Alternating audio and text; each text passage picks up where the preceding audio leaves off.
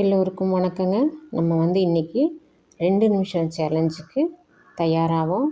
இன்றைக்கி 3 சொற்கள் சேர்த்து ஒரு சென்டென்ஸாக நம்ம ஃபார்மேஷன் பண்ணி பேசுறதுக்கு ஆரம்பிக்கலாங்க. சிம்பிளாகவே பார்க்கலாம்.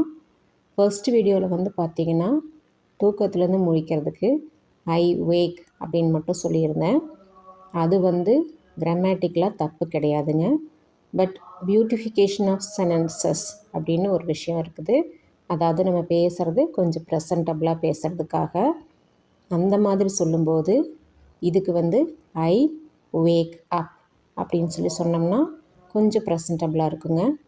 Next I open eyes, I brush teeth, I make coffee, I drink coffee, I drink water, I cook breakfast, I eat idli, I eat dosa, I eat bread, I eat fruits, I eat sandwich, I take books, I pack bag, I take keys. இந்த மாதிரி நீங்கள் 3 சொற்கள் use பண்ணி பேசி பழகுங்க.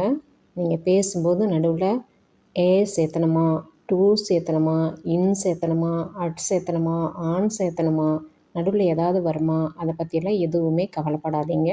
உங்களுக்கு தெரிஞ்ச வினைச்சொற்களை பயன்படுத்தி நீங்கள் 3 சொற்களை சேர்த்து பேசி பேசி ப்ராக்டிஸ் பண்ணுங்கள். கிராமர் பற்றி நம்ம பின்னாடி கொஞ்சம் கொஞ்சமாக தெரிஞ்சுக்கலாம். இப்போ தவறானாலும் பரவாயில்ல, நீங்கள் வாய் விட்டு பேசுங்க. டைமர் வச்சு உங்களால் எவ்வளோ தூரம் பேச முடியுதுன்னு பாருங்கள்.